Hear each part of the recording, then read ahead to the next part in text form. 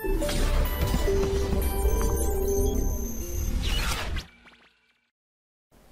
तो प्यारे बच्चों, अब हम नया चैप्टर स्टार्ट कर रहे हैं आज। नए चैप्टर का नाम है इलास्टिसिटी एंड थर्मल एक्सपेंशन, प्रत्यास्थता तथा ऊष्मीय प्रसार। प्रत्यास्थता तथा ऊष्मीय प्रसार, एक तरह से इसमें ऊष्मा प्रसार में तो थोड़ा ऊष्मा का यूज होगा, लेकिन थोड़ा प्रत्यास्थता के बारे में हम इसमें पहले जान लेंगे कुछ बातों को, है ना। तो इसमें पदार्थ की कुछ गुण हैं जिसे हम प्रत्यास्थता से जानेंगे, और कुछ परिभाषाएं हैं शुरू में, पहले हम उनको जान लेंगे, फिर इसकी थोड़ी थ्योरी लेकर के चलेंगे और थ्योरी के बाद से कुछ न्यूमेरिकली प्रैक्टिस करेंगे, ठीक। उसके बाद फिर हम ऊष्मीय प्रसार पर जाएंगे, ठीक है। अभी तक हमने ऊष्मा 1 और ऊष्मा 2 में बहुत सारे चैप्टर पढ़ लिए हैं, तो उसके बाद ही हम इस चैप्टर को पढ़ते हैं ताकि हमें ऊष्मीय प्रसार को समझने में थोड़ा और आसानी हो जाए। खैर, अभी इसमें जो डेफिनेशन की बात करते हैं तो सबसे पहले एक परिभाषाएं है, जिसमें पहली परिभाषा आती है विकृत बल, डिफॉर्मिंग फोर्सेस बोलते हैं, विकृत बल बोलते हैं। प्रत्यास्थता बेसिकली क्या होती है, अगर थोड़ा बहुत आपको दिमाग में डालना है, बेसिक आइडिया दिमाग में रखना है कि जब हम किसी चीज पर बल लगाते हैं, बल लगाने से क्या हो सकता है, उसके आकार में परिवर्तन हो सकता है ना। कम लगाओ ज्यादा लगाओ, उसी के हिसाब से उसमें आकार में परिवर्तन होता है। आपने पढ़ा होगा दृढ़ पिंड, दृढ़ वस्तुएं होती हैं, आपने उसको सॉलिड ठोस वस्तु ले ली, उस पर दबल लगाओ तो आपको लगता है कि तो दबी नहीं रही, लेकिन वास्तव में चाहे थोड़ा हो चाहे ज्यादा हो, तो दुनिया में किसी भी चीज पर अगर कुछ बल लगाएंगे, दबाएंगे या खींचेंगे तो उसकी आकार में, उसकी आकृति में कुछ ना कुछ परिवर्तन होता ही है। बहुत कम होता है, कभी बहुत ज्यादा होता है ना। तो वो डिपेंड करता है कि वो पदार्थ किस तरीके का है। यानी कि बल लगा देने से वस्तु के आकार में, उसके साइज, शेप में, उसकी बनावट में चेंज हो जाना ही क्या कहलाता है, एक तरह से प्रत्यास्थता कहलाता है ना। लेकिन उस पर बल किस तरीके का लगता है, कौन सा बल उसमें काम कर रहा है, अंदर क्या बल हो रहे हैं, किस तरीके से उसका शेप में परिवर्तन हो रहा है, उसकी बातें करते हैं। तो सबसे पहले हम जानते हैं कि भाई विकृत बल, विकृत बल मतलब कोई भी बाह्य ऐसा बल लगाते हैं जिससे कि उसकी किसमें, लंबाई में, आयतन में, आकार में परिवर्तन हो रहा हो, है ना। लंबाई में परिवर्तन हो रहा हो, आकार में परिवर्तन हो रहा हो उसके, है ना। तो हम कहते हैं कि उस पर कोई विकृत बल लग रहा है, क्योंकि उसकी इन सब चीजों में परिवर्तन करने के लिए कोई ना कोई बल आवश्यक है। तो उसको हम क्या बोलते हैं, विकृत बल बोलते हैं। क्यों? क्योंकि जैसे मान लीजिए कोई वस्तु है जिस पर कोई बल लगाएंगे तो उसके अंदर के जो अणु हैं, उसके अंदर के अणुओं को हम ये मान करके चलते हैं कि एक स्प्रिंग मॉडल, स्प्रिंग की तरीके से वो दूसरे से जुड़े होते हैं कि अणु यहाँ रखा है, एक परमाणु ये रहा, एक परमाणु ये, एक परमाणु ये, परमाणु ये सॉलिड वस्तु के अंदर, और जब उन पर बल लगाते हैं तो स्प्रिंग की तरह दबने लगते हैं, या खींचते हैं तो स्प्रिंग की तरह अपना उसका खींचने का अपोज करते हैं। तो जब हम उस पर से बल हटा लेते हैं तो वो फिर स्प्रिंग की तरह अपनी सेम शेप में आने की कोशिश करते हैं। तो जब कोई वस्तु की कोई भी दो कण है, उन पर बल लगा रहे हैं तो उनके बीच की दूरी बदल जाती है अंदर की, जिसकी वजह से उसके आकार में परिवर्तन हो जाता है, उसकी लंबाई, आयतन, क्षेत्रफल भी बदल जाएगा, है ना। तो उसके लिए बल लगाना जरूरी है। बल होगा तो जो बाहर से बल लगा रहे जिससे कि उसमें आकृति में चेंज आ जाए, उसको बोलते हैं विकृत बल या डिफॉर्मिंग फोर्सेस, ठीक है। तो ये क्या होगा, कोई भी दो अणुओं के अंदर के अंतर आणविक दूरी बोलते हैं इसको, अणुओं के बीच की अंतर आणविक दूरी, इसको क्या बोलते हैं, इनके बीच की दूरी अंतराण्विक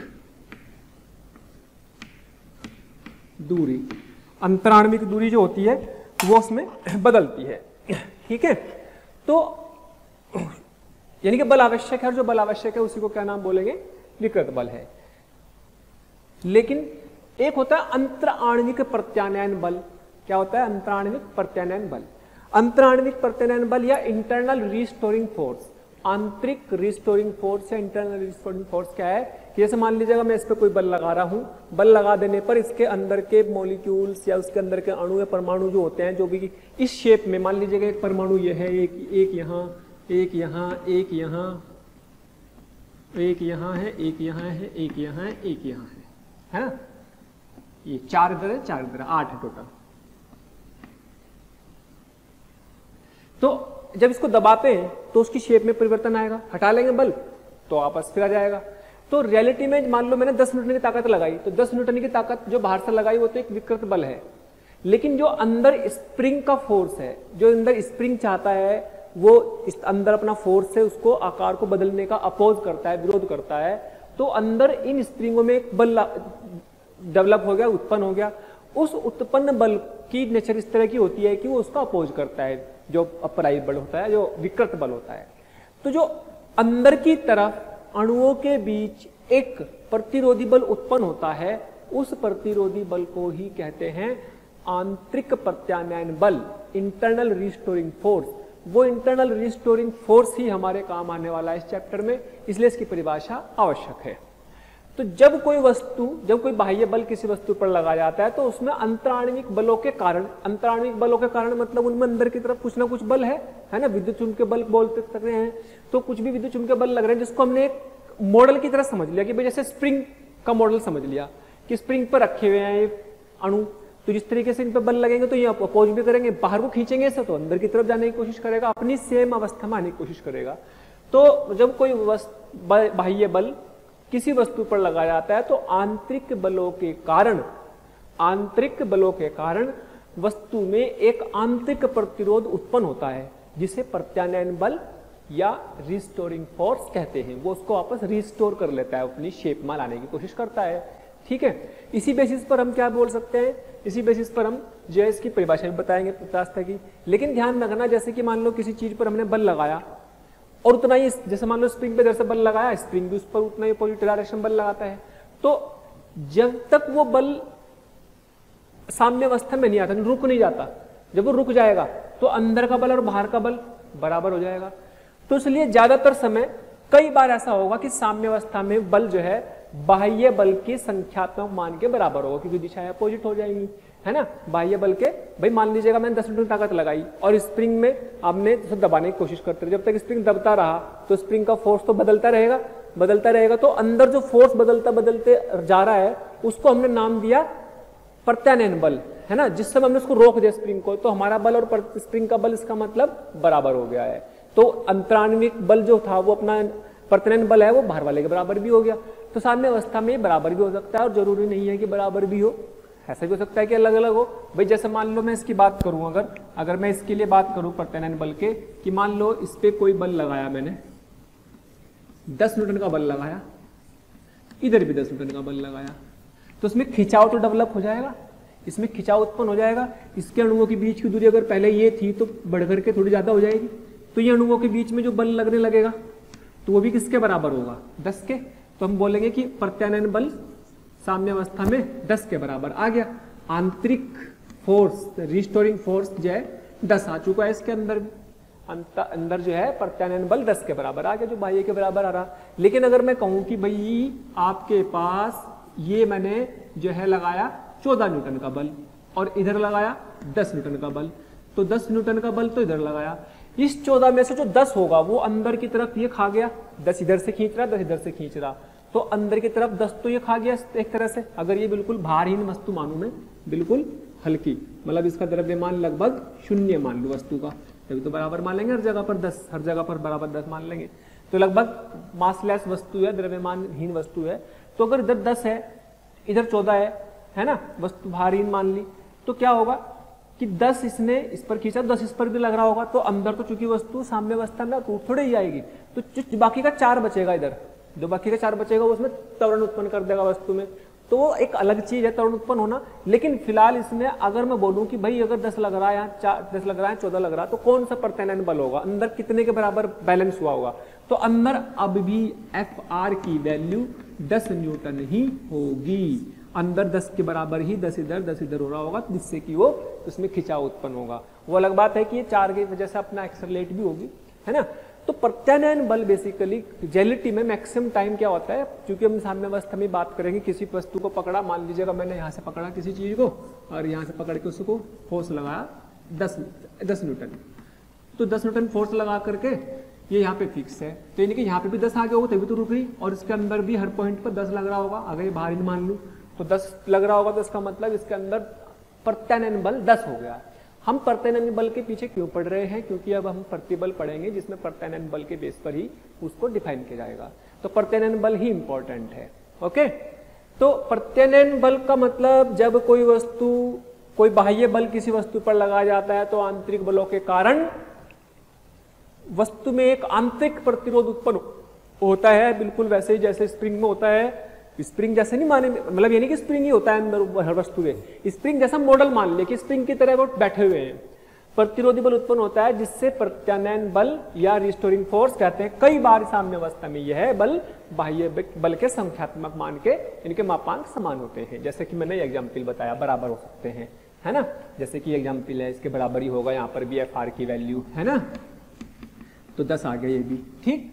तो 10 से ज्यादा ये अपना अलग भी हो सकता है ना। तो इसमें जैसे 2 अलग अलग भी हो सकते हैं बाह्य बल, लेकिन अंतर आंतरिक बल कौन सा बैठेगा, 10 ही बैठेगा।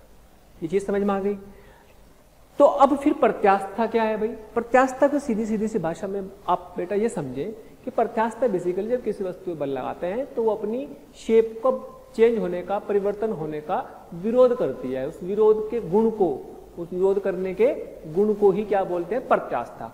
अब ये किसी वस्तु में ज्यादा होता है गुण, किसी वस्तु में कम होता है ना। वैसे रबड़ की चीज है, रबड़ की चीज को दबाओ तो फिर वो वापस आ जाएगी, किसी में ज्यादा है किसी में कम। सॉलिड वस्तु लो से दबाओ तो जब आपको लगेगा दबी नहीं, लेकिन रियलिटी में हर चीज कुछ ना कुछ परिवर्तन आता है। दुनिया में 100% ऐसी कोई चीज नहीं है जिसमें बल लगाने पर परिवर्तन ना आए। वो अलग बात है कि कई बार हम उस परिवर्तन को देख नहीं पाते क्योंकि बहुत कम होता है, और कई बार हमें वो दिख जाता है। वो किसका गुण है, वो गुण है वस्तु का, पदार्थ का। उसके अंदर किस तरीके से अणु बैठे हुए हैं, उसके अंदर अणुओं की स्ट्रक्चर कैसे है, कितना बल लगा करके वो अपने आप को रोके हुए हैं, कितना स्ट्रॉन्ग अंदर बल है, कितना कम अंदर बल है। वो अंदर के आंतरिक बलों के हिसाब से ही उसकी शेप में आकार का परिवर्तन का प्रतिरोध करते हैं।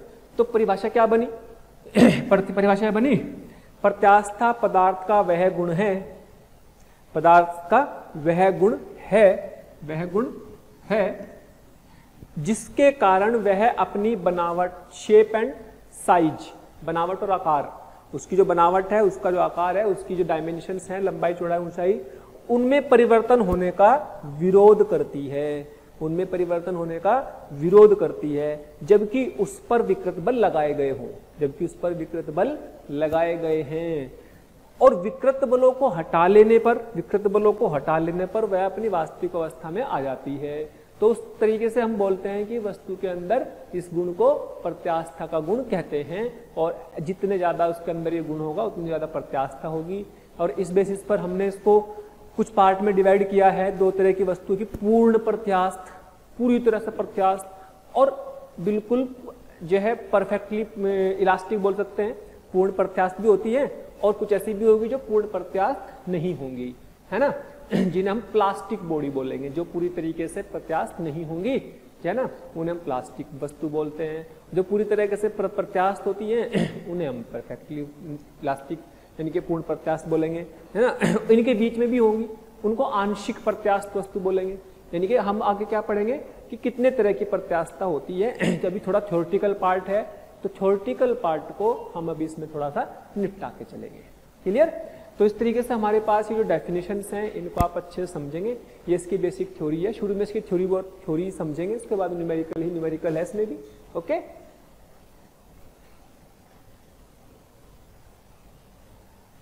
तो हमने प्रत्यास्था के बारे में जान लिया है, प्रत्यास्था की परिभाषा आप समझ चुके हैं। अब कई बार दिमाग में आता है कि प्रत्यास्था का कारण क्या है, तो प्रत्यास्था का बेसिक सिंपल कारण जानना है अगर, तो हमने जैसे कि स्प्रिंग मॉडल यहाँ पे बना हुआ है, स्प्रिंग मॉडल फॉर इलास्टिसिटी, प्रत्यास्था के लिए स्प्रिंग मॉडल,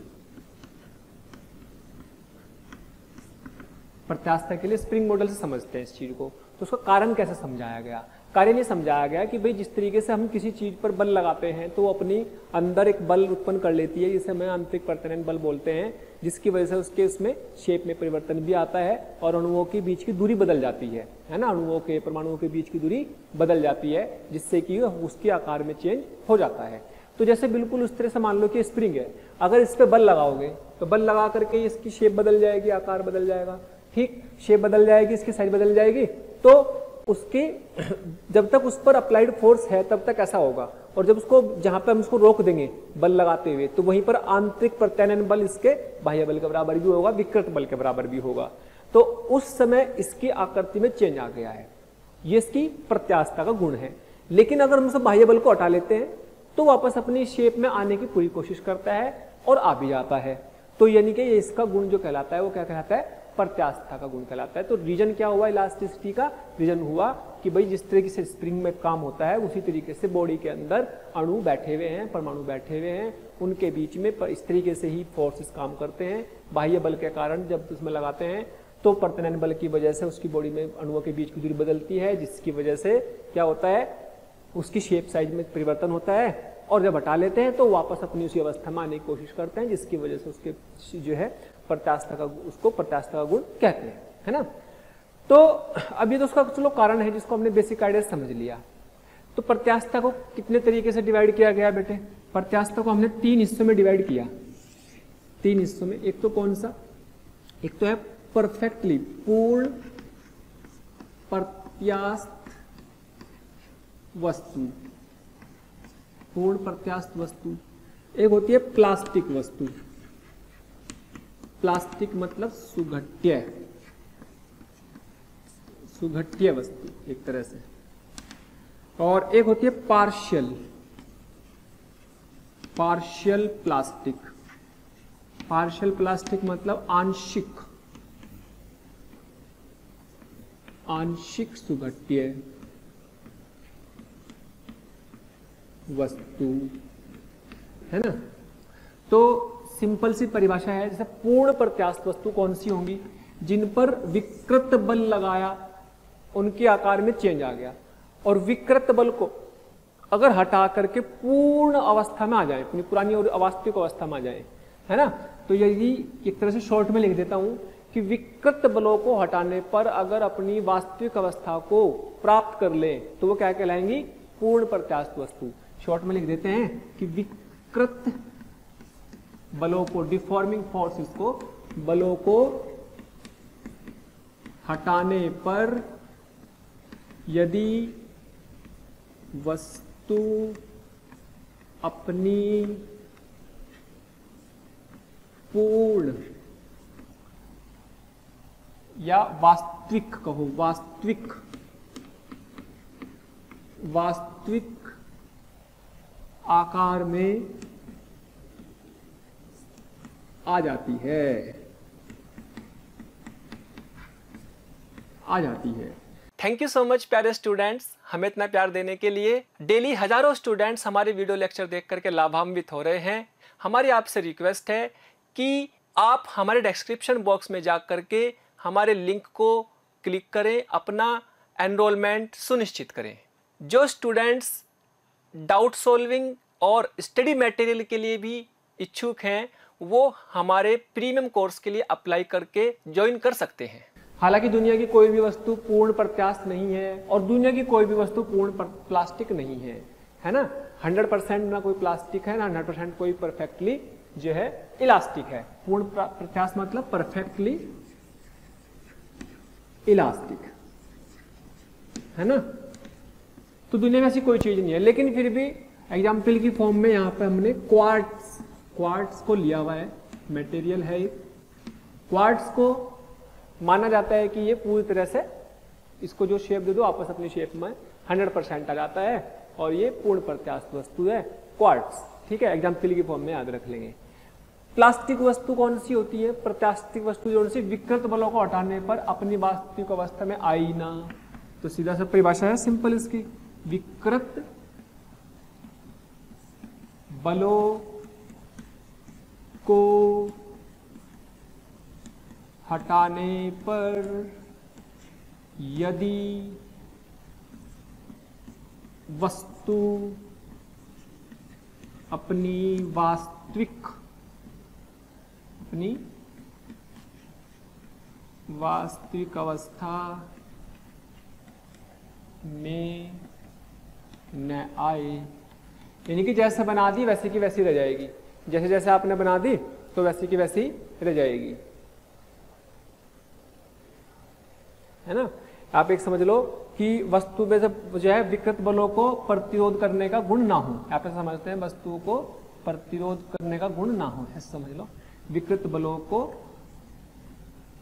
प्रतिरोध करने का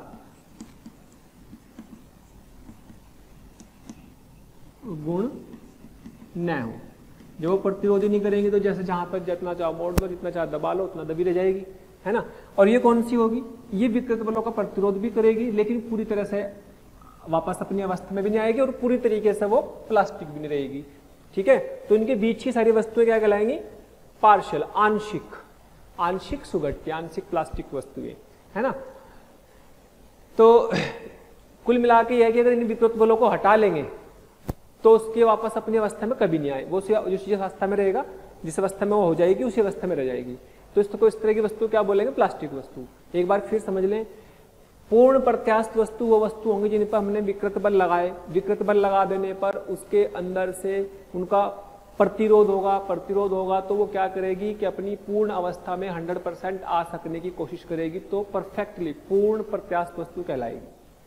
ठीक, क्योंकि पूरी तरीके से अपोज हो रहा है। ठीक है, विकृत बलों का प्रतिरोध ही ना करे, हम बल लगा रहे, अंदर से कोई प्रतिरोध ही नहीं मिला, जैसे चाहे वहां से अंदर बस चेंज हो गया, तो अब बल हटा भी लिए तो जैसी शेप में आ गया वैसी रहेगी, वापस अपनी अवस्था में कभी चेंज वो उसने किया आई नहीं, है ना। जब अपने वापस अपनी अवस्था में आई नहीं, तो ऐसी भी वस्तुएं होंगी जो उनके बीच में होंगी, दोनों के पूर्ण प्रत्यास्थ और पूर्ण अप्रत्यास्थ समझ सकते हो, प्लास्टिक वस्तु भी कह सकते हो। तो ऐसी वस्तुएं कौन से कहते हैं? आंशिक वस्तुएं, जिन पे हमने बल लगाया तो कुछ ना कुछ उनकी शेप में परिवर्तन तो हो जाएगा, वो पूरी तरह से अपनी एक्चुअल पोजीशन में भी नहीं आएंगी, एक्चुअल अवस्था में भी नहीं आएगी, और पूरी तरीके से वो जितना दबाया था उतनी अवस्था में भी नहीं रहेंगी। ऐसी वस्तुएं आंशिक प्रत्यास्थ वस्तुएं कहलाती है, या आंशिक प्लास्टिक या सुघट्य वस्तु कहलाती है। तो इस तरीके से हमने प्रत्यास्थता और उसके प्रकारों को समझ लिया। ये सब थोड़ी थ्योरी है, लेकिन जो काम की चीज है उस पर आते हैं हम, जिस पर हमारी थ्योरी के बाद इसके सवालों को समझेंगे। ये बेसिक थ्योरी थी जिसको हमने थोड़ा सा समझ लिया है। हाँ जी, कुछ और बेसिक डेफिनेशंस और देखते हैं, जो अपने कुछ फॉर्मूले उससे बनेंगे और कुछ अपने क्वेश्चंस उससे होंगे। जैसे प्रतिबल, पहली परिभाषा क्या है? प्रतिबल। प्रतिबल जिसे हम बोलेंगे स्ट्रेस, क्या बोलेंगे? स्ट्रेस बोलेंगे। ठीक है, तो प्रतिबल की परिभाषा क्या दी गई? प्रतिबल की परिभाषा ये दी गई कि मान लीजिए कोई वस्तु है, किसी वस्तु पर अगर हमने बल लगाया, यहां से बल लगा दिया, इसको बल लगा देने पर इतना ही बल इसको यहां पे भी लग रहा होगा, तभी तो यहां पर इक्विलिब्रियम में साम्य अवस्था में है। तो अगर मैं बोलूं कि इसके कोई भी दो अणु या परमाणुओं के बीच जो बल आ गया होगा, जिसे हम प्रत्यानयन बल बोल रहे थे, इंटरनल प्रत्यानयन बल, आंतरिक प्रत्यानयन बल या इंटरनल रिस्टोरिंग फोर्स, क्या इस कंडीशन में ये F के बराबर भी हो चुका होगा? मैंने बताया था ना कि इसके बराबर भी होगा इसका मैग्नीट्यूड। तो क्या होता है, पर स्ट्रेस का मतलब क्या होगा? ये इसका क्षेत्रफल है कि जब किसी वस्तु पर बल लगाकर, जब किसी वस्तु पर बल लगाते हैं तो बल और उसके क्षेत्रफल के अनुपात को क्या बोलते हैं? स्ट्रेस बोलते हैं, फोर्स पर यूनिट एरिया। लेकिन फोर्स कौन सा लेना है? क्या फोर्स ये लेना है? नहीं, फोर्स लेना है बेटे आंतरिक प्रत्यानयन बल। वो अलग बात है कि उसका मैग्नीट्यूड और उसके मैग्नीट्यूड की वैल्यू मैक्सिमम टाइम बराबर होती ही है। 99% तो आप ये मानकर चलो कि इक्विलिब्रियम में रहते हैं तो बराबर ही लेंगे। यानी कि स्ट्रेस क्या हुआ? Internal force. स्ट्रेस को क्या लिखेंगे? आंतरिक प्रत्यानयन बल। आंतरिक, इसलिए इस बल को पढ़ा था हमने पहले ही, आंतरिक प्रत्यानयन बल Fr बटे अनुप्रस्थ क्षेत्रफल। अनुप्रस्थ क्षेत्रफल यानी कि Fr बाई ए। यहां पर हम इसको ये भी बोल सकते हैं कि F एक्सटर्नल बाई ए, इसका मापांक इसके बराबर भी। इन शॉर्ट F बाई ए जैसा फॉर्मूला है, यूनिट न्यूटन पर मीटर स्क्वायर यही रहेगी, है ना।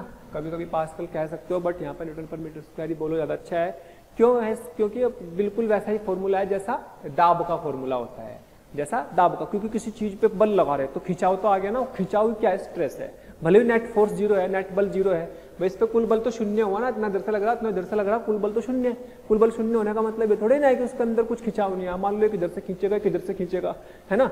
तो अगर मान लो 100 की ताकत से खींच रहा, इधर भी 100 की ताकत से खींच रहा, मैं कहूँगा मेरे पास तो टोटल बल 0 है। अगर मेरे पास टोटल बल 0 है तो मुझे तो कोई फर्क ही नहीं पड़ना चाहिए। लेकिन आपको पता है कि अगर 100 की ताकत से कोई इधर खींच रहा, 100 से इधर खींच रहा, तो सोचो कितना भयंकर आएगा, वो बहुत ज्यादा बल होगा और वो अंदर से खिंचाव भी आ जाएगा। 500 कर दो दोनों तरफ, फट जाएगा बीच में से, इतनी तेज हो जाएगा। तो जितने पर वो चीज टूट जाए, जितने पर वो चीज टूट जाए उसको बोलते हैं ब्रेकिंग स्ट्रेस। ब्रेकिंग, जितने पर वो टूट जाएगा। खैर, ब्रेकिंग मतलब भंजन, भंजक कर देगा उसको, तोड़ देगा, है ना। तो खैर उसकी बात भी करेंगे, लेकिन फिलहाल तो बात यह है कि आंतरिक प्रत्यानयन बल और इसका अनुप्रस्थ क्षेत्रफल का रेशियो क्या कहलाएगा, हमारा स्ट्रेस कहलाएगा। अब इसके भी कुछ टाइप हैं, कुछ प्रकार हैं, उन प्रकारों को भी देख लेते हैं, है ना। और ये जो बल होगा ये इस क्षेत्रफल के इसमें, यहां पर तो ये इसके लंबवत भी हो गया, लेकिन कुछ और भी हैं, जैसे हेडिंग आता है आपके टाइप्स ऑफ या प्रकार कह लो, प्रतिबल के प्रकार, प्रतिबल के प्रकार, टाइप्स ऑफ स्ट्रेस, है ना, टाइप्स ऑफ स्ट्रेस। अच्छा, टाइप्स ऑफ स्ट्रेस तो हम चलो जान ही लेंगे। पहला जो आता है हमारा अनुदैर्घ्य स्ट्रेस, पहला कौन सा आता है, अनुदैर्घ्य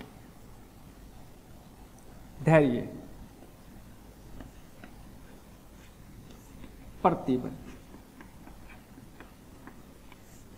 अनुदैर्घ्य प्रतिबल। अनुदैर्घ्य प्रतिबल लॉन्गिट्यूडनल बोल सकते हैं, लॉन्गिट्यूडनल स्ट्रेस।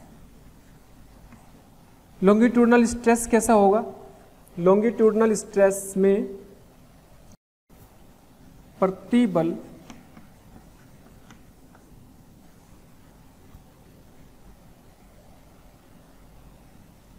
पृष्ठ के लंबवत है, पृष्ठ के लंबवत है, तो उसे क्या बोलते हैं, अनुदैर्घ्य। तो इसे शॉर्ट में समझ लो, जब प्रतिबल पृष्ठ के लंबवत होगा तो उसको क्या बोलेंगे हम, लॉन्गिट्यूडनल या फिर अनुदैर्घ्य प्रतिबल, जब प्रतिबल पृष्ठ के लंबवत है। बेसिकली ये एक कैसी राशि है, वैसे तो स्केलर है, वैसे तो क्या है, स्केलर है, एक अदिश राशि है।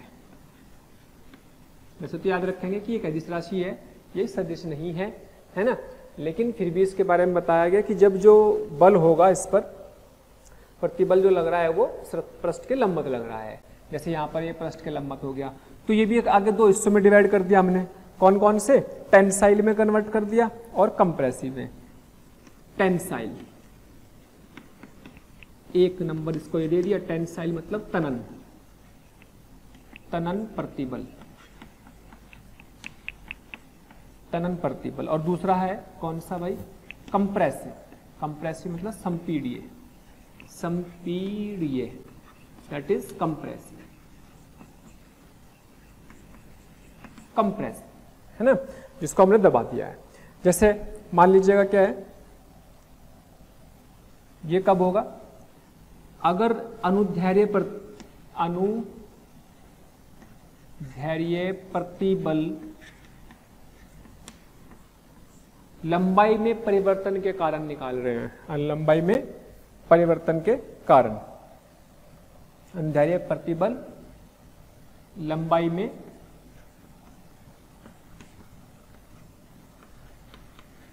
परिवर्तन के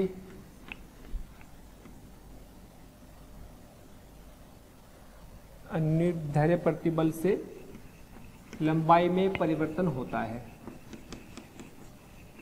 तो तनन, तो तनन प्रतिबल कहलाता है, तो तनन प्रतिबल कहलाता है, ठीक है। जैसे तनन प्रतिबल कहलाता है, जैसे मान लीजिएगा इसको खींचेंगे, अगर इसको खींच करके मान लीजिएगा ये लंबाई यहां तक आ गई, तो लंबाई में परिवर्तन हुआ डेल्टा एल, तो लंबाई में परिवर्तन हुआ, तो इस तरीके से हम इसको बोल सकते हैं तनन प्रतिरोध।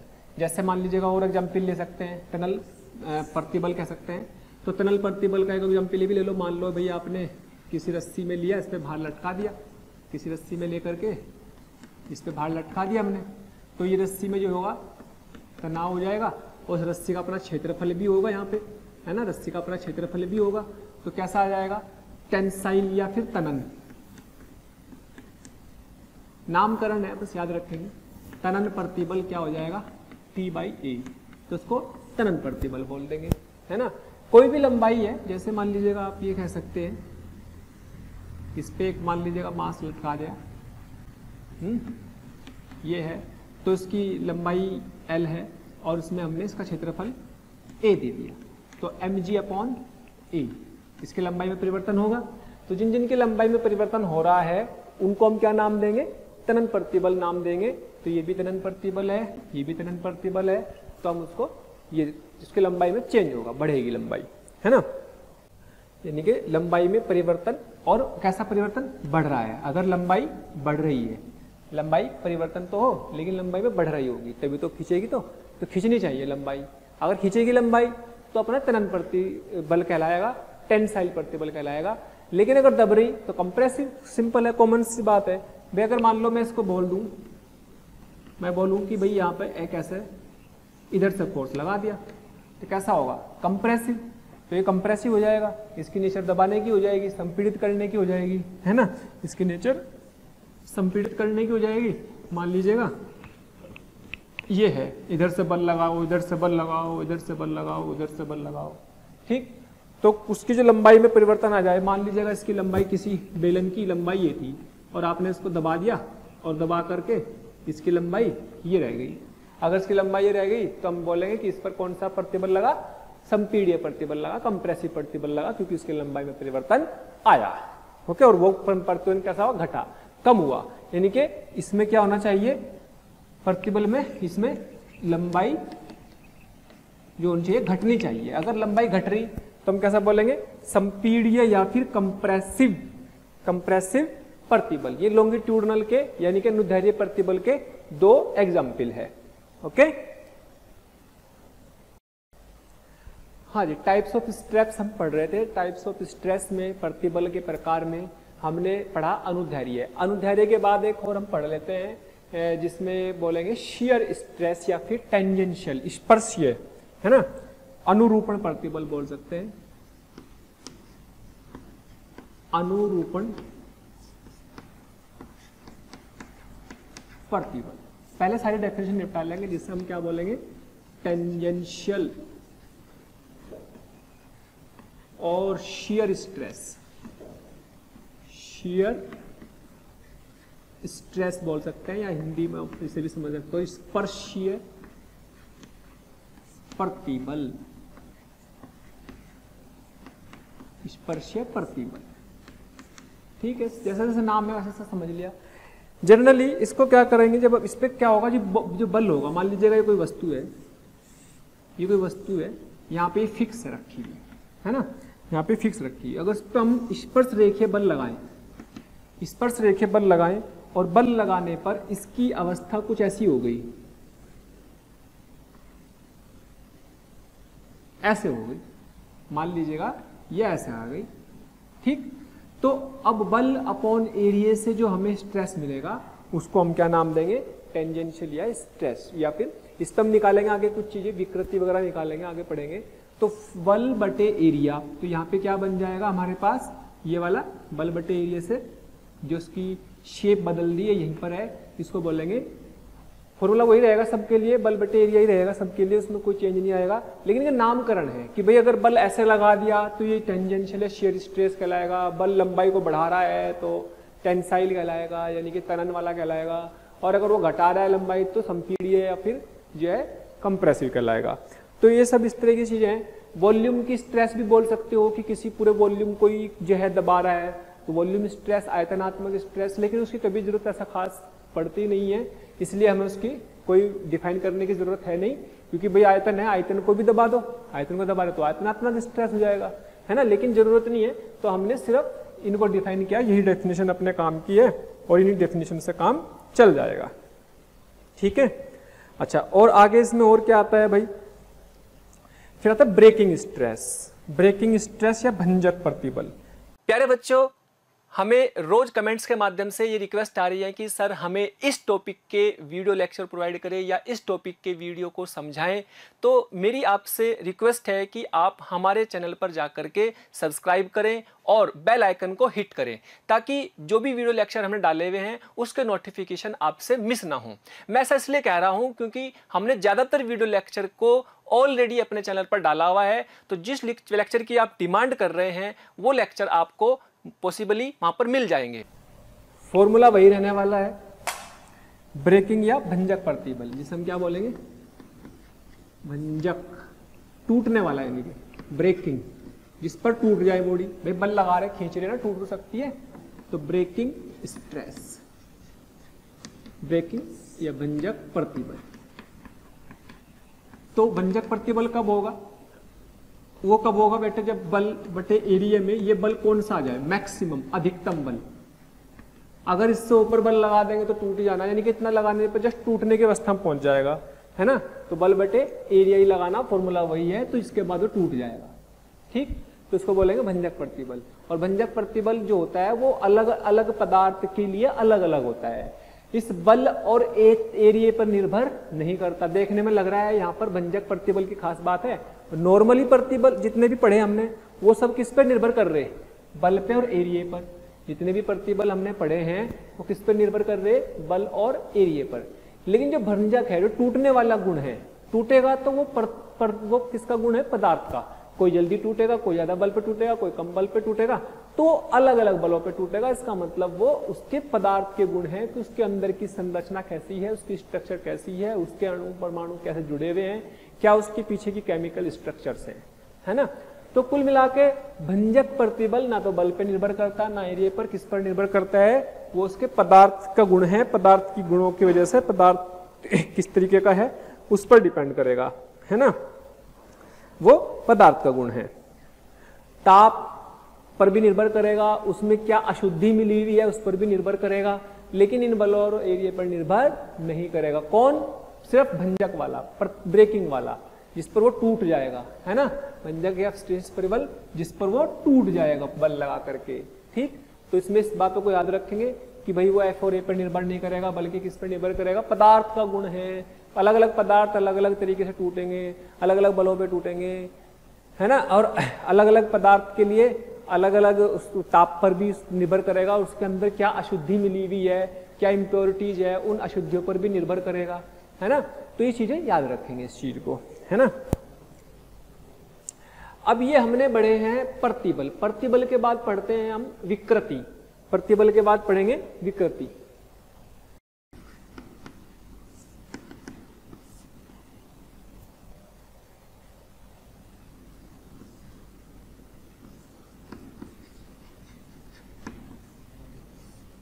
विकृति, हाँ जी, विकृति क्या होती है? स्ट्रेन बोलते हैं इसको इंग्लिश में।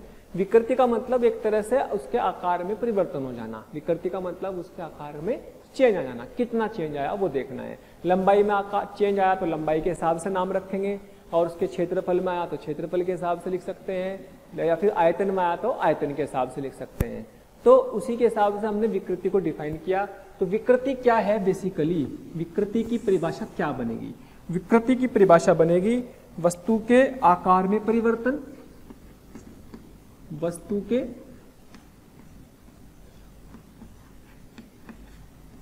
आकार में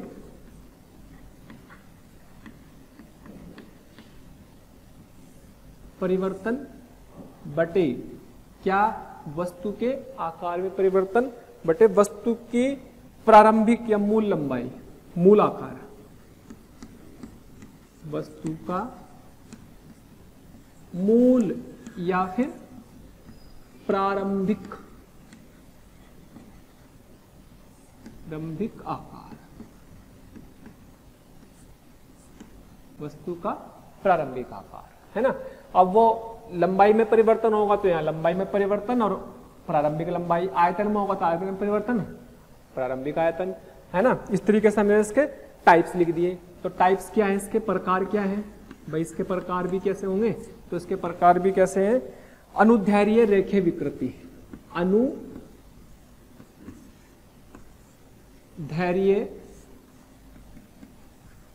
रेखीय विकृति। विकृति मतलब परिवर्तन उसकी लंबाई में, है ना। इसके बोलते हैं लॉन्गिट्यूडनल स्ट्रेन। तो यानी कि कब होगा ये लॉन्गिट्यूडनल स्ट्रेन? इसमें क्या आ जाएगा? इसी परिभाषा से वस्तु के आकार में परिवर्तन अगर उसकी लंबाई में है तो वस्तु की लंबाई में परिवर्तन बटे वस्तु की वास्तविक लंबाई अर्थात डेल्टा एल बटे डेल्टा एल। वास्तविक लंबाई कितनी थी वो, है ना। और ये भी किसके पदार्थ गुण है, ये भी अलग अलग पदार्थ में अलग अलग लंबाई होगी, है ना। तो ये क्या है, सामान्यतः यह किसमें होता है, सामान्यतः यह ठोसों में होता है, ठोसों में होता है, सामान्यतः ठोसों में होता है। एक क्षेत्रफल में भी कह सकते हैं, लेकिन क्षेत्रफल वाले की कभी जरूरत नहीं पड़ती, डेल्टा एल की जगह क्या आ जाएगा, डेल्टा ए अपॉन ए। लेकिन चूंकि कभी जरूरत नहीं पड़ती तो क्यों डिफाइन करें, हम आयतन में बात कर लेते हैं, क्योंकि आयतन में लंबाई चौड़ाई और ऊंचाई सब बराबर हो जाती है।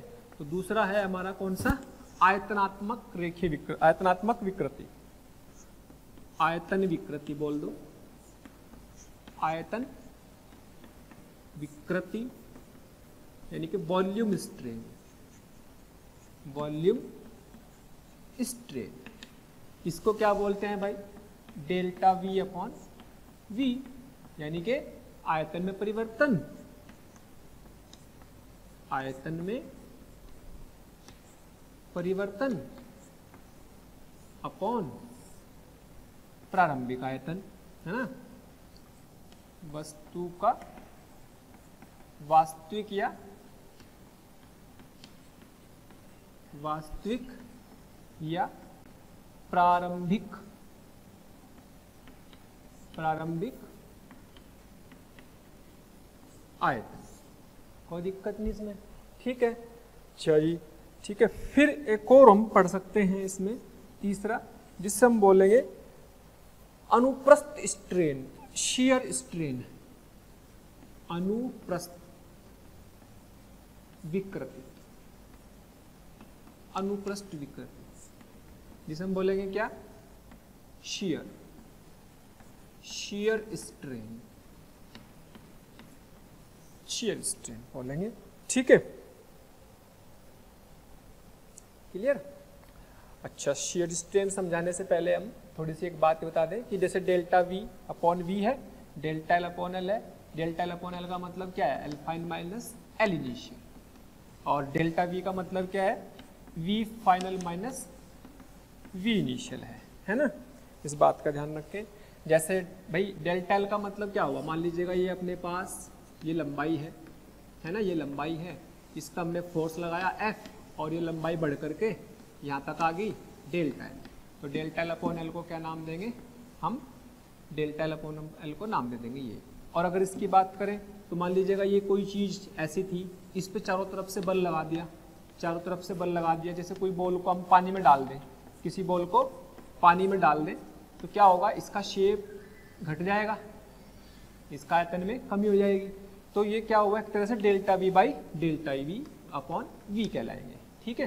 तो ये एक एग्जाम्पल है, जिस तरीके से चारों तरफ से बल लगा के उसके आयतन में चेंज कर दो, डेल्टा वी बटे वी निकाल लो, है ना। अब कहता है अपना अनुप्रस्थ विकृति, शियर स्ट्रेन। तो शियर स्ट्रेन को जानते हैं, हाँ जी, अनुप्रस्थ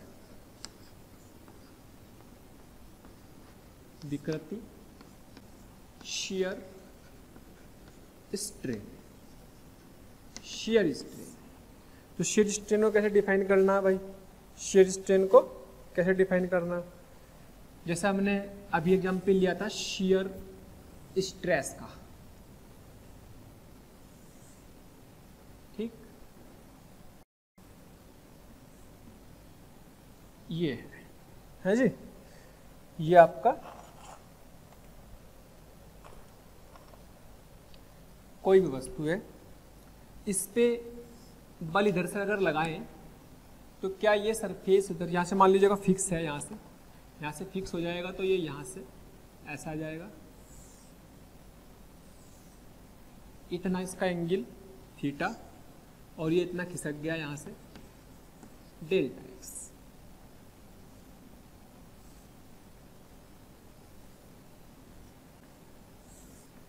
ये लो, ऐसी सिचुएशन बन जाएगी। जब ऐसी सिचुएशन बन जाएगी तो अभी हमने पढ़ा था कि भाई इस तरह का को हम क्या बोलते थे, शियर स्ट्रेस, अनुरूपण भी बोल सकते थे, अनुप्रस्थ भी बोल सकते हैं, है ना, अनुरूपण भी बोल सकते हैं। तो ये क्या है यहाँ पर शियर स्ट्रेन, तो इसका फॉर्मूला क्या बन जाएगा, इसका फॉर्मूला बनता है बेटे ये डिस्प्लेसमेंट ऑफ अपर सरफेस, ऊपर वाले पृष्ठ का विस्थापन बटे ऊपर वाले पृष्ठ का विस्थापन बटे क्या, डिस्टेंस बिटवीन टू सरफेस।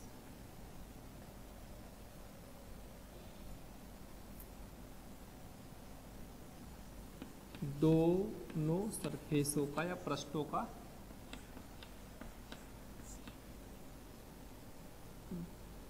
बीच की दूरी, पृष्ठों के बीच की दूरी कितना आ गया, डेल्टा एक्स बाई कितना एल, डेल्टा एक्स बाई इसकी लंबाई, दोनों के बीच की दूरी कितनी है, मान लीजिएगा इसकी लंबाई है ये एल, इसको एल नाम दे दिया, है ना। ऊपर वाले पृष्ठ का विस्थापन डेल्टा एक्स बाई एल आ गया। अच्छा, डेल्टा एक्स बाई एल को बहुत ध्यान से देखो, तो अगर इस थीटा की बात करें तो इस थीटा के लिए लंब और ये आधार, तो रियलिटी में क्या बन गया, tan theta, tan theta equal to delta X by L. और टेन थीटा को हम क्या बोल सकते हैं, थीटा, क्योंकि चूंकि थीटा क्या है, स्मॉल है, बहुत छोटा है भाई, सॉलिड है कोई भी, जैसे कोई किताब है, किताब के पन्नों को अगर हम ऊपर से फोर्स लगा के करें तो ऐसे फिसक जाएगी, वो सारे पन्ने ऊपर के आगे आ जाएंगे, नीचे वाले तो नीचे रहेंगे, है ना। तो ये यहाँ से फिक्स होते हुए, लेकिन यहाँ से क्या है, फिक्स है। तो यानी कि इसको बोलते हैं थीटा को डेल्टा एक्स बाई एल, और लेकिन ये थीटा किस में लेना है आपको, रेडियन में लेना है। तो ये हमारे पास फॉर्मूला आ गया अनुप्रस्थ विकृति या फिर शियर स्ट्रेन का, अनुप्रस्थ विकृति या फिर शियर स्ट्रेन का आ गया। याद रखना है, कहीं कहीं छोटा छोटा फॉर्मूले बेस्ड सवाल अगर मिल जाए तो याद होना चाहिए, थ्योरी है ना। अच्छा, इसी पर बेस्ड एक छोटा सा और पॉइंट पूछ लेता है कभी कभी,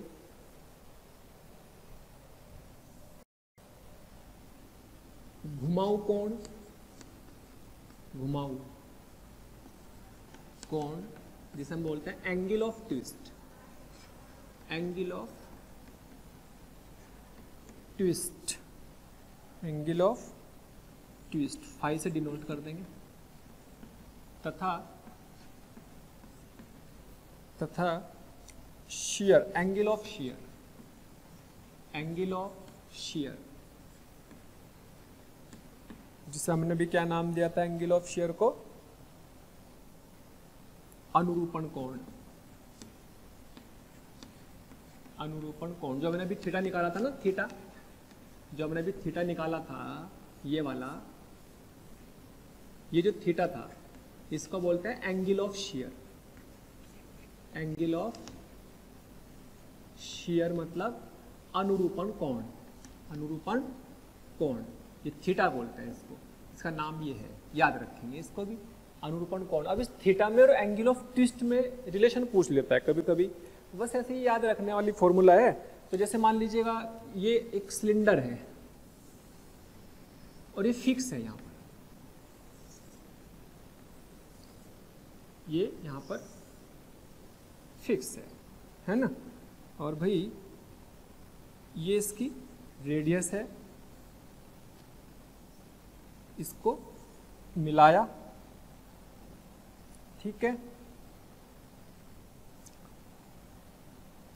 इसको मिलाया, इसकी रेडियस आर है, यहाँ पर ये फिक्स है, ऐसे जुड़ा हुआ है ऐसे, यहाँ पर इसकी लेंथ को मान लीजिएगा वही एल है। तो हमने क्या करा, यहाँ पर एक घुमाव कर दिया, घुमाव बल लगाया, जिससे में इसमें ट्विस्ट आ गया, ट्विस्ट आया, ऐसा था, ऐसा पकड़ कर घुमा दिया, तो क्या हुआ, ऊपर से तो फिक्स है, नीचे वाला घूम करके क्या हुआ, यहाँ से यहाँ आ गया, ये पॉइंट ए से ए डैश हो गया, है ना। तो ये जो एंगल है, this is phi, this is phi, phi is angle of twist, phi is angle of twist, और phi is angle of twist, लेकिन ये वाला जो एंगल है, ये इनके बीच में जो एंगल है थीटा, कितना सरक गया आगे, वो सरफेस कितना सरक गए, थीटा एंगल सरक गए, जिसे क्या बोले, angle of shear, angle of shear मतलब अनुरूपण एंगल,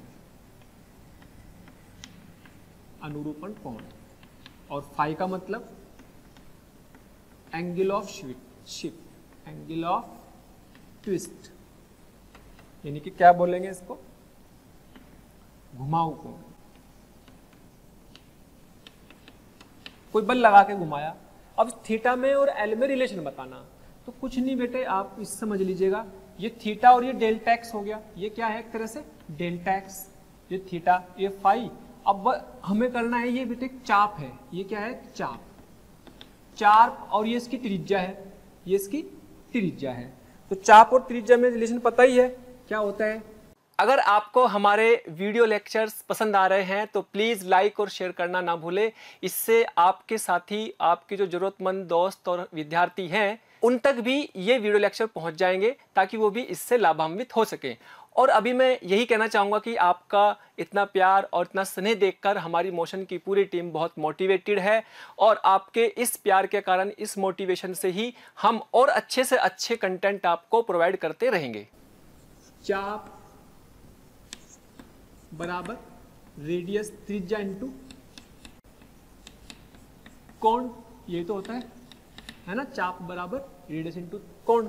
अगर मैं चाप की बात करूं ए डैश डेल्टा एक्स की, तो ए डैश को कैसे निकाल सकते हैं बेटे, आर थीटा, आर कैसा फाई, तो आर फाई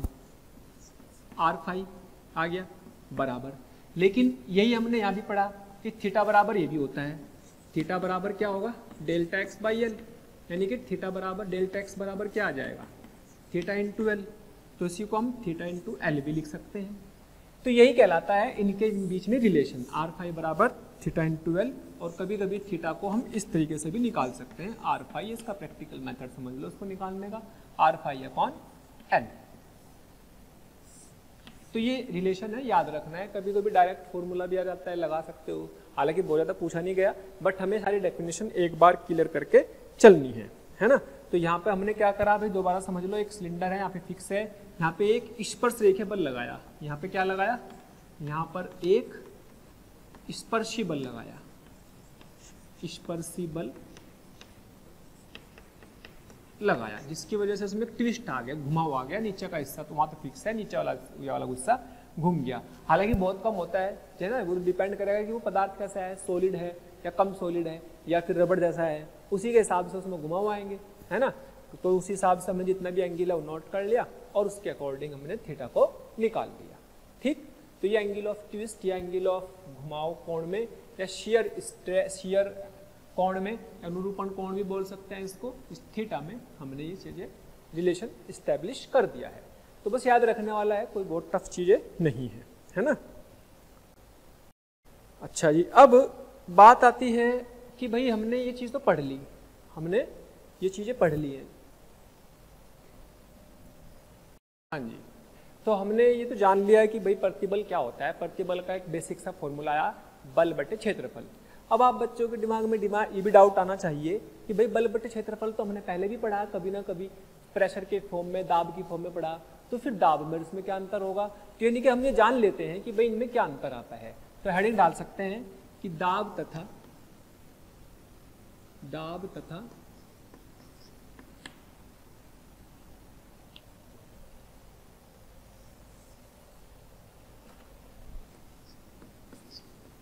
दाब तथा प्रतिबल में अंतर। तो एक काम करते हैं, एक तरफ दाब लिख लेते हैं और एक तरफ प्रतिबल लिख लेते हैं। मान लीजिएगा इधर हमने, चलो इधर हमने क्या लिखा, दाब लिखा, और इधर हमने लिखा प्रतिबल। तो क्या अंतर है बेटे, ध्यान से समझेंगे। प्रतिबल और दाब में अंतर है। प्रतिबल और दाब में सबसे बेसिक बात का अंतर क्या है कि भाई देखो फॉर्मूला दोनों का सेम ही दिखता है देखने में, दोनों में फॉर्मूला सेम, लेकिन बलों का अंतर है। इसमें कौन सा बल लगाते हैं, इसमें हमेशा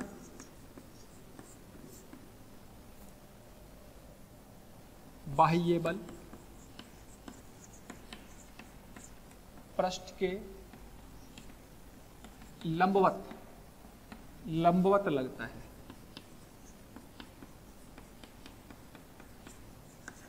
बाह्य बल पृष्ठ के लंबवत लगता है, एक पॉइंट मान लो इसमें। और इसमें क्या होता है, तो इसमें प्रतिबल क्या होता है, प्रतिबल पृष्ठ के लंबवत या स्पर्शीय भी हो सकता है, स्पर्शीय भी हो सकता है ना। ये तो कोई से भी हो सकता है जो उसमें बल लगेगा। प्रतिबल है, बाह्य बल है जो पृष्ठ के प्रतिबल लगता है। इसमें क्या होता है, स्ट्रेस में बल जो लगता है, प्रतिबल जो होता है पृष्ठ के लंबवत या स्पर्शी बल भी हो सकता है। प्रतिबल में जो बल लगेगा वो पृष्ठ के लंबवत या पृष्ठ के स्पर्शी भी लग सकता है। ठीक, एक मेजर डिफरेंस तो यही हो गया है ना। दूसरा, इसमें जो बल होता है, इसमें जो बल होता है हमेशा बाह्य बल ही होता है। बाह्य बल लगाते हैं।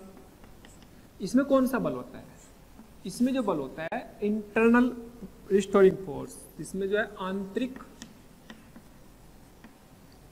प्रत्यानयन बल।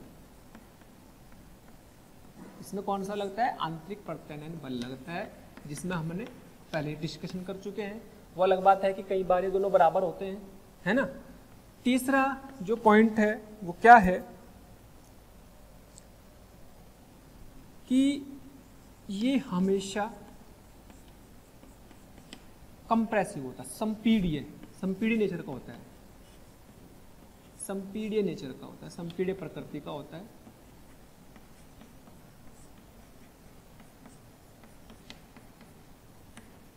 है ना। और ये कैसा हो सकता है, संपीड़ित भी और जो है दोनों प्रकृति का होता है ना। ये है संपीड़ित कंप्रेसिव, है ना, कंप्रेसिव या टेंसाइल, बाहर की तरफ भी खींच सकता है। टेंसाइल तनन प्रकृति का भी का होता है। ठीक, तो ये बेसिक डिफरेंस आ गया। और जो है ये एक टेंसर क्वांटिटी है। टेंसर क्वांटिटी किन्हें कहते हैं, ऐसी भौतिक राशियां जिनमें दिशा तो होती है लेकिन वो वेक्टरों के नियमों का पालन नहीं करती, वो एक वेक्टरों के नियमों का पालन नहीं करती। ये अपना कौन सा टेंसर, ये वाला, यह एक स्केलर है। स्केलर मतलब आप इसको स्केलर बोल सकते हैं, स्केलर अदिश। और ये कैसा है, टेंसर है, ये टेंसर है। टेंसर का मतलब वेक्टर के नियमों का पालन नहीं करती, ये टेंसर क्वांटिटी है, वेक्टर के नियमों का पालन नहीं करती है ना। और दूसरी चीज ये है कि भाई इसमें ये बाह्य बल आंतरिक बल के बराबर हो सकता है। जैसे कि मैंने एग्जाम्पल लिया था कि भाई मान लीजिएगा ये कोई भारहीन वस्तु है, तो इधर 10 लगा रहे हैं तो इधर भी 10 लगा रहे हैं, तो उसके अंदर के 2 पॉइंट पर भी 10 और 10 ही आएगा इधर, तो इनके आंतरिक बल बाह्य बल के 10 के बराबर आ गया, है ना। जो अंदर की तरफ बल होगा वो इसके बराबर आ गया। लेकिन अगर मैं बोलूँ कि भाई इधर मैंने 10 लगाया और इधर मैंने कितना लगाया, 14 न्यूटन, तो अब आंतरिक बल की वैल्यू 10 ही रहेगी, है ना। आंतरिक बल की वैल्यू 10 रहेगी, तो उसके बराबर हो भी सकता है या नहीं भी, इसलिए इसमें बलों का अंतर है जो कि याद रखेंगे। तो प्रतिबल और बल का फॉर्मूला देखने में एक जैसा है, लेकिन उनमें बहुत सारे अंतर हैं जो आपको ध्यान रखने हैं। सबसे बड़ा अंतर तो उसमें बल का है। सबसे बड़ा अंतर किस चीज का है, बल का। तो ये सबसे बड़ा अंतर है जो आपको याद रखना है कि भाई इसमें आंतरिक प्रत्यानयन बल ही लगते हैं और इसमें जो बल लगता है बाह्य बल लगता है। बाकी थोड़ा बहुत यह है कि कंप्रेसिव जो दोनों का होता है नेचर का, इसमें कंप्रेसिव नेचर होती है है ना। तो ये आपको याद रखनी चाहिए चीज है। हाँ जी, एक और विकृति होती है जिसे हम बोलते हैं लेटरल स्ट्रेन, लेटरल, जिसे हम बोलेंगे अनुप्रस्थ, अनुप्रस्थ विकृति, अनुप्रस्थ विकृति। अनुप्रस्थ विकृति क्या होती है कि भी मान लीजिएगा आपके पास एक सिलेंडर है, आपके पास एक सिलेंडर है, यहां से फिक्स है, ठीक है। अगर ये इस पे फोर्स लगाया और इसकी शेप को ऐसा कर दिया, ऐसा कर दिया, ठीक है। इसका डायमीटर d था, इसका व्यास, व्यास कितना था इसका, d था, और अब इसका व्यास हो गया स्मॉल d। अब इसका व्यास कितना हो गया, स्मॉल d। तो इसके व्यास में जो परिवर्तन आया वो और एक्चुअल व्यास का रेशियो क्या कहलाता है, डेल्टा d अपॉन d, है ना। व्यास में परिवर्तन बटे प्रारंभिक परिवर्तन, प्रारंभिक व्यास। और चूंकि जो व्यास में परिवर्तन आया, जो व्यास हुआ कम हुआ, घटा, तो इसको आप नेगेटिव भी लगा सकते हैं, क्योंकि ये डेल्टा d क्या होगा, ये तो घटेगा ना, ये तो घटेगा, इसलिए माइनस आ जाएगा यहाँ पर। तो इसको बोलते हैं अनुप्रस्थ या लेटरल विकृति, अनुप्रस्थ या लेटरल विकृति। जब किसी वस्तु पे बल लगा करके उसको, पहली लंबाई तो ये थी, अब बदल गई उसकी लंबाई, है ना, लंबाई में परिवर्तन कितना आ गया, डेल्टा आ गया। तो उसके व्यासों का अनुपात, परिवर्तन, व्यास में परिवर्तन और प्रारंभिक व्यास का अनुपात कहलाता है हमारा लेटरल विकृति। इसी के साथ एक छोटी सी चीज हम और जान लेते हैं जिसे हम बोलते हैं पॉइजन रेशियो, पॉइजन रेशियो, अनुपात, पॉइजन अनुपात, सिग्मा से बोलते हैं बेटे, सिग्मा। ये फॉर्मूला इसमें क्योंकि इसका यूज होता है इसलिए बोला है इसको। तो ये होता है अनुप्रस्थ विकृति, अनुप्रस्थ विकृति बटे, अनुप्रस्थ विकृति बटे जो है अनुदैर्घ्य विकृति, अनुदैर्घ्य विकृति। अनुप्रस्थ का मतलब लेटरल, अनुदैर्घ्य का मतलब लॉन्गिट्यूडनल, लॉन्गिट्यूडनल। तो क्या बैठेगा, क्या बैठेगा भाई, इसको अगर हम अनुप्रस्थ को बीटा से, इसको अल्फा से दिखाए तो बीटा बाई अल्फा मान सकते हैं। तो लेटरल वाले में माइनस के डेल्टा डी अपॉन डी आ गया, और इसके लिए डेल्टा एल अपॉन एल आ गया। इसको बोलते हैं पॉइजन रेशियो, इसको बोलते हैं पॉइजन रेशियो। और इसको याद रखने के लिए, याद रखें, कभी जरूरत पड़ जाए तो इसलिए याद रखें, क्या याद रखें कि भाई सिग्मा का जो मान है ना, -1 से जो है 0.5 के बीच में हो सकता है थियोरेटिकली, सैद्धांतिक रूप से, थियोरेटिकली, थियोरेटिकली मतलब सैद्धांतिक रूप से,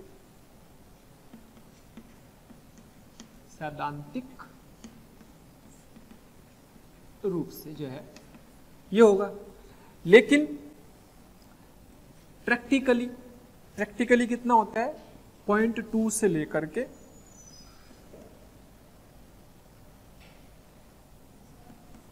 0.4 से, ये एक्सपेरिमेंटल वैल्यू है, इसके बीच में होती है इसकी वैल्यू। भाई आइडियली तो आदर्श रूप में तो इतना होना चाहिए, एक्सपेरिमेंटल, है ना, प्रायोगिक मान। ये कभी कभी जरूरत पड़ जाए, वैसे तो दिया रहता है ना, तो इसको हम प्रायोगिक मान की तरीके से कर सकते हैं। इस पर एक छोटा सा मैं सवाल पूछ लेता हूं। तो सवाल ये है कि जैसे मान लीजिएगा हमने भी ये स्ट्रक्चर बनाई थी, हमने भी ये स्ट्रक्चर बनाई थी, और ये स्ट्रक्चर ऐसे चली गई, ये अपनी डेल्टा एल और ये अपनी एल, और ये यहाँ से फिक्स है ना। तो ये इसका डायमीटर स्मॉल डी और बड़ा डायमीटर कैपिटल। तो सवाल ये कहता है कि इस पे बल लगा करके इसको खींचा, इसको बल लगा करके इसको खींचा। तो सवाल ये कह रहा है कि यदि आयतन में कोई परिवर्तन ना हो, आयतन में कोई परिवर्तन ना हो तो सिद्ध करो पॉइजन रेशियो, पॉइजन अनुपात बराबर 0.5, यह आंसर लाना है। ठीक, तो भाई ठीक है, आयतन की बात कर लेते हैं। आयतन क्या है? Pi D pi R square होता है। आई कितना हो गया? आर कितना होगा? D by 2 pi R square H, H कितना? एल। तो जब उसे खींच रहे तो डी भी बदल रहा और लंबाई भी बदल रही, दोनों बदल रहे, तो हमें चाहिए चेंज इन वॉल्यूम, और उसे वॉल्यूम को चेंज इन वॉल्यूम को 0 कर देंगे। तो क्या करो, इसमें परिवर्तन को लिख लेंगे ऐसे, यानी कि डी वी डिफ्रेंशिएशन कर देंगे पाई बाई 2। एक बार इस यहाँ पर क्या बना, एक तरह से ये बना पाई डी स्क्वायर बाई 4। तो ये डी बी और एल बी दोनों बदल रहे, तो जब दोनों बदल रहे हैं तो जब हम y1 और y2 का डिफ्रेंशिएशन करते हैं, दो फंक्शन बदलने वाले हो, इसका डिफ्रेंशिएशन करते हैं किसी वेरिएबल के रेस्पेक्ट में, तो क्या लिखते हैं? y1 को जू लिखते हैं तो dy y2 by D x, plus y2 को जू लिखते हैं dy y1 by D x. और चूंकि हम दोनों तरफ ही कर रहे हैं तो नीचे की वैल्यू तो dx से dx कट जाएगी। भाई मान लो मैं इसको काटना चाहूँ तो कट जाएगी दोनों तरफ से, है ना? तो क्या लिखेंगे? इधर तो dv हो गया, dv इसका करेंगे तो कितना आएगा? 2d dl, प्लस एक बार इसको इसका कर दिया तो इसको रख लिया। अब किसको करें? अब डी स्क्वायर को जो रखा तो dl का कर देंगे, l का क्या आ जाएगा? dl आ जाएगा। और चूंकि आयतन में परिवर्तन शून्य है, कोई परिवर्तन नहीं हो रहा, जैसे चेंज इन वॉल्यूम, तो क्या करोगे भाई? 2d dl बराबर माइनस के डी स्क्वायर और नहीं सॉरी 2d इंटू इसका डिफरेंशियल 2d किया तो l तो यहाँ पाएगा d into D into L, D into D into L, ये आ जाएगा। तो d into D into L, इसका डिफरेंशियल करने पर ही आएगा। ठीक है, ये आ गया, एक d कट जाएगा। तो अगर बहुत ध्यान से देखा जाए तो ये सोल्व करने पर क्या बनेगा? ये बनेगा डेल्टा डी अपॉन डी, ये बनेगा delta D upon D minus के, इधर क्या बनेगा? डी एल अपॉन एल, है ना? और ये इधर क्या बचा? 2 तो यही, 2 ये इधर रख लो, चलो कोई बात नहीं, इधर ले आए, 2 यहाँ पर आ गया। तो D of D upon D upon D L upon L बराबर क्या बचा? 1/2, ये तो बचा। जब ये बच गया और इसको क्या नाम दिया था हमने? Delta D upon D, delta L upon L, delta बोलो या डी बोलो, इसको नाम दिया था सिग्मा। तो सिग्मा की वैल्यू 1/2 आ गई, दैट इज व्हाट? 0.5। इसका मतलब अगर वॉल्यूम में कोई चेंज ना माने तो 0.5 है। और ये आपको बताया कि प्रैक्टिकली ऐसा संभव नहीं है कि आयतन में चेंज ना आए, आयतन में चेंज आएगा, इसलिए वो 0.5 से कम लिखाई थी इसकी वैल्यू, है ना? तो वो थ्योरेटिकल वैल्यू है, जब हमने ये कंडीशन मान ली कि भाई आयतन में कोई परिवर्तन नहीं आ रहा, लेकिन आपको पता है आयतन में परिवर्तन आएगा, इसीलिए इसमें इसका आंसर मैक्सिमम यहाँ पर इतना आ सकता है। Okay, thank you.